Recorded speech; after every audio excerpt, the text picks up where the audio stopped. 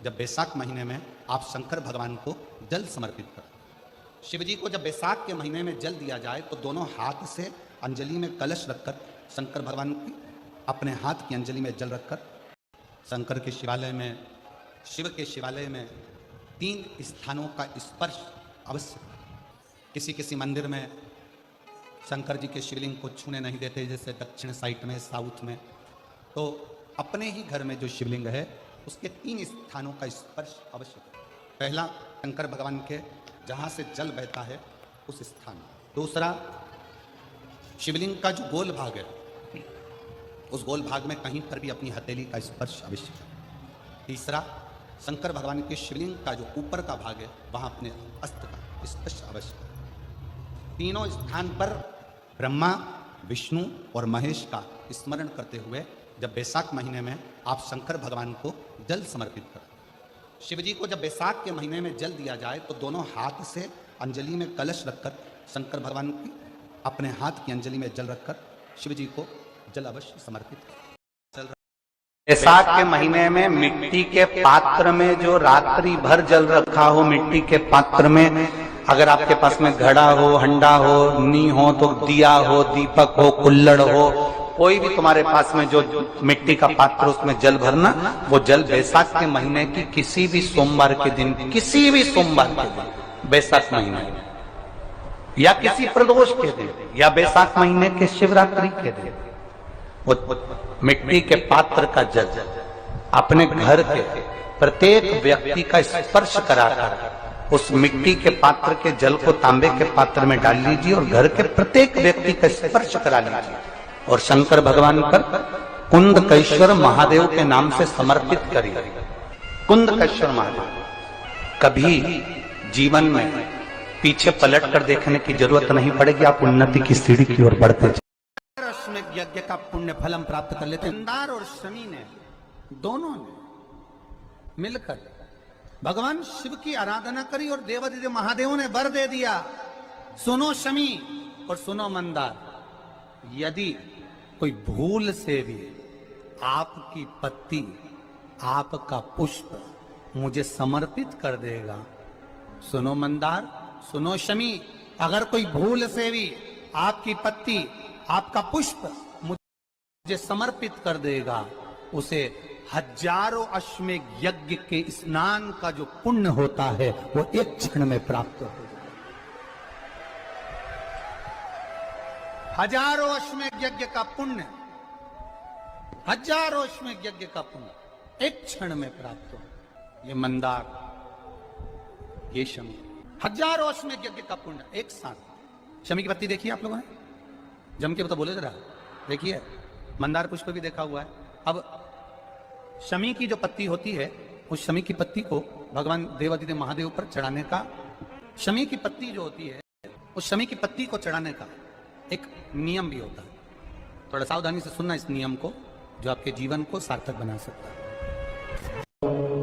शमी की पत्ती को चढ़ाने का एक नियम है, बड़ा सुंदर नियम, आपके जीवन में उतारने लगा। महाराज, जब सारा श्रृंगार मेरे देवादिदेव महादेव का हो जाए, बहुत ध्यान से सुनना, ये प्रसंग आया नहीं पहले, आज अगर कुबेरेश्वर बाबा की पावन धरा पर यह प्रसंग निकला है तो उसको ध्यान से सुनिए। पत्ती, शमी की जो पत्ती होती है, उस शमी की पत्ती को कब, कैसे और कहां चढ़ाना चाहिए, और शमी की पत्ती का फल क्या होता है वो भी अपन समझ लें उसको। शमी की पत्ती, संपूर्ण स्नान भगवान का हो जाए, संपूर्ण स्नान, आप समझे उसको। जैसे ये शिवलिंग है, जल निकल कर जाने का स्थान गणेश, कार्तिकेय, अशोक सुंदरी, जलाधारी मतलब माता पार्वती जी का हस्त कमल, शिवलिंग, शिव का स्वरूप, ऊपर जो जलाधारी लगी है उसमें से एक एक बूंद जो पानी नीचे गिर रहा है, जो पानी नीचे गिर रहा है, शिव जी की बेटियां जया, विषहरा, शामली बारी, दौतली, देव, शिव जी की पुत्री बेटी। जब देवादिदेव महादेव को शमी का पत्ता चढ़ाया जाता है, कब चढ़ाते हैं? जब आपने संपूर्ण जलाधारी को हाथ से साफ कर दिया हो, शिवलिंग पर जल चढ़ा दिया हो, शिवलिंग का पूरा श्रृंगार आपने कर दिया, संपूर्ण श्रृंगार मेरे देवादिदेव महादेव का हो गया, संपूर्ण श्रृंगार। बाबा को चंदन का लेपन, अबीर, गुलाल, अक्षत, सब कुछ तुमने चढ़ा दिया, सारा श्रृंगार मेरे देवादिदेव महादेव का हो गया। तब शमी की पत्ती को मां जगतजननी की जो जलाधारी है उस पर मात्र स्पर्श कराकर शिव के शिवलिंग पर आखिरी में समर्पित कर देना चाहिए, जिससे हमारी मन की जो कामना है वह मां जगतजननी देवाधिदेव महादेव से उनके कानों में श्रवण कर। शमी पत्र का एक बात और स्मरण में रहे, शमी पत्र की बहुत एक बात और अपने स्मरण में लीजिएगा। शमी पत्र जैसे शिवलिंग, जलाधारी और स्थान, जब बहुत ज्यादा मात्रा में दरिद्रता होती है, बहुत ज्यादा मात्रा में बहुत कष्टमय जीवन, जब तुम्हारी चित्तवृत्ति में आए, जब तुम्हारे मन में आए, धन भी नहीं है, पैसा भी नहीं है, बहुत दरिद्रता का जीवन है, बहुत दुखी जीवन, तब बेलपत्र और शमी पत्र का प्रयोग जरूर करके देखना। प्रैक्टिकल करने में कुछ नहीं जाता, प्रैक्टिकल करने में क्या जाता, करके देखना। उस समय पर वो कहते हैं ना कि कोई कहने वाला कह दे कि महाराज जी, वो एक महाराज प्रवचन दे रहे थे और प्रवचन में देते देते देते देते किसी ने, महाराज जी प्रवचन दे रहे थे कि मदिरा का पान नहीं करना चाहिए, नहीं पीना चाहिए, गलत है, नाली में पड़ा होता है, व्यसन में पड़ा होता है, ऐसा पान ना करो। एक महाराज का पेचन वाला खड़ा हो गया, उसने खड़े होकर कह दिया, ओ महाराज तुम इतनी बड़ी बड़ी बात कर रहे हो, तुम्हारा सगा भाई तो पी के नाली में पड़ा, गटर में पड़ा। महाराज जी को क्रोध नहीं आया, समझ थी। महाराज जी ने कहा, भैया देख, मैं भी प्रवचन दे रहा हूं, मेरा भाई भी प्रवचन दे रहा है, मैं मुंह से समझा रहा हूं कि पीकर लोग नाली में गिरते हैं, गटर में गिरते हैं, मेरा भाई प्रैक्टिकल करके दिखा रहा है कि मत पिया। प्रैक्टिकल वाली बात है। शमी पत्र, बेलपत्र का एक बार जीवन में प्रैक्टिकल कर देखना, प्रैक्टिकल करना। जैसे आपको कहा कि आपका विश्वास अगर पक्का है, भरोसा अगर दृढ़ है, और शंकर के प्रति अगर आपका विश्वास पक्का है, शंकर कह रहे हैं, मां उमा से, मां पार्वती से, मेरा महेश कह रहा है, मेरा बाबा भोलेनाथ, मेरा बाबा विश्वनाथ, मेरा त्रिकालदर्शी कैलाशी अविनाशी कह रहा है कि हे पार्वती, एक बीला, एक बेल जो मुझे समर्पित करता है, और समर्पित करने के बाद उस बेल की महत्वता देखिए, जो बैसाख महीने में बाबा शंकर को जो चढ़ाया जाता है, और 1000 अश्वमेध यज्ञ का पुण्य फल हम प्राप्त कर लेते, मात्र एक फल चढ़ाकर, मात्र एक फल चढ़ाकर। हे पार्वती,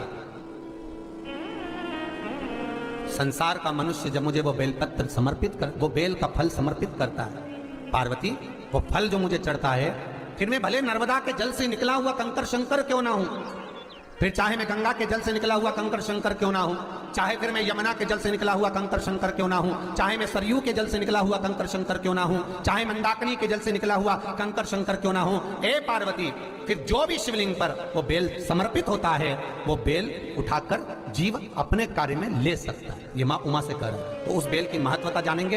अब अपन उस बेल को जानने के लिए वापिस स्कंद पुराण में चले, तो स्कंद पुराण में लिखा हुआ है कि जो बेल बैसाख के महीने में शंकर को चढ़ाया जाता है, वो बेल का फल उठाकर रख लिया जाता है।